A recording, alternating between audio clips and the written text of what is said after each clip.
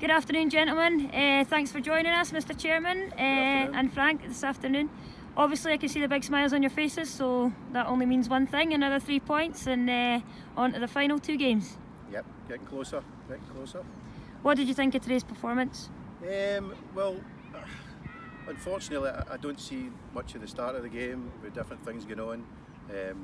Frank and the guys there, they keep a wee eye on what's the way we're playing, and they're never usually too happy most of the weeks. They're very critical, which is great. but obviously I've seen most of the second half, and excellent performance, some great goals there, and it's a marvellous 3 points. Frank? First half I thought we just started nervous again. First 5-10 minutes couldn't get a foot in the ball. They were playing the ball around about us, but good credit to it. We got a goal in the break. Took that to half time. Second half performance was outstanding. Just like we're all selves on the surface. Nielsen are a good team, they're a very good team. Knock the ball about well. We always have hard games against them, so to win 4-0 just shows you. Do you know, I was just about to say that, Dom. Nielsen are a quality side. I've been up there a few times and watched the games, and there's never been too much between us. And in the first half, it could easily have been 2-0 up to Nielsen within the first 20 minutes. Jambo with a fantastic save off the line, and you know it wasn't set in stone. And then second half, Frank, you get the pleasure, or I get the pleasure, I don't know which one, of standing right next to each other when we're taking photos, and not many positives from the first half, but certainly the second half you were much happier, man. Yeah, I thought at half time, as I said to you before half time, second half we had to start strong, and we came out with a totally different team for the first half. Again, I thought we dominated second half, some good football in the last 15-20 minutes, probably Nielsen tiring as well, but no, plenty of positives for that second half performance getting the last 2 games. Some of the goals were absolute class today, weren't they? Aye. But it is a fine margin in this league. That's why teams like Nielsen, who are very good, Kilsyth, very good teams, proved it a fortnight ago when they beat us. Fine margins, you know what I mean? Don't take your chances. So yeah. It's about being clinical this time of the season. We need to be clinical when we get into the last 2 games. Yeah. I think the boys have upped their game second half a day. I just hope we take it in the last 2 games. The last few games the boys have been clinical. Since that defeat, I think, away a couple of weeks ago, the boys came back in at the Rock, and today, and some of the finishes have just been exceptional. But we don't want to take too much for granted. We know there's still 2 games to go, but Dom, from coming up last season, new team in this league, it's unthinkable what the guys have done, what Moff and Drew and Gary and that have contributed. In the short space of time that the guys have been here, obviously Drew's and Kirk have been here a wee bit longer with Brian McGinty, and they created that team together, and then Gordon took over for Brian, and for the last year and a half or season and a half, things have just rolled on. And to leave here today and only 4 defeats, I think, in 2 years, I think we're doing something right now. Mm-hmm. It's unreal. 6 points out of the next 2 games, and that's your promotion spot, is that? That's it. We just look after ourselves. We win the next 2 Saturdays, and that's us in the Premier League. And the opposition in the next 2 weeks, what will they bring? The Rye, which are, they came up here a few months ago, and a hard game again, and I think we struggled the first half, and then we sort of just wore them down a wee bit in the second half, got the goals. Just each team are playing now, we need to give both teams respect. That's what it's definitely, aye. Like Kello, unfortunately, they're already relegated, so it's but listen, it's on the day. It's what we do, a game at a time. Aye. Yeah, absolutely, and I think if we can perform like we did in the second half today, then we should get the job done. Should. So obviously today's a pretty it's a sad day in many ways. This is our last home game at Huntershill, and obviously we've had some fantastic memories up here. I think when the news came out that we were obviously moving from Huntershill, Dom, and going up to with our new partnership with the Bens, that it was maybe portrayed in the press, maybe not in the way in which we wanted it to, in terms of how we've spent our time here. But it has been a good time we've had at Huntershill, hasn't it? It's been excellent, the idea to come back and play in the area where you're supposed to be. The juniors should be playing here. Unfortunately, when the complex was built, we were told that under no illusions that it's no for junior standard, but we stuck waiting for 2 years. Guys in the committee, every Saturday when we were at home, it's a lot of work, hard work, and rain, hail, sleet or snow.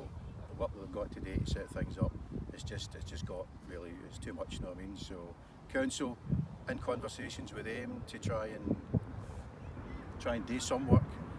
They were willing to do some steps for us over in the viewing area, but looking at the whole thing, it just wouldn't be enough. Too much to be done. It's going to be a lot of money, and maybe public money. So rather than not say waste it, but I just feel it was going to take far too long.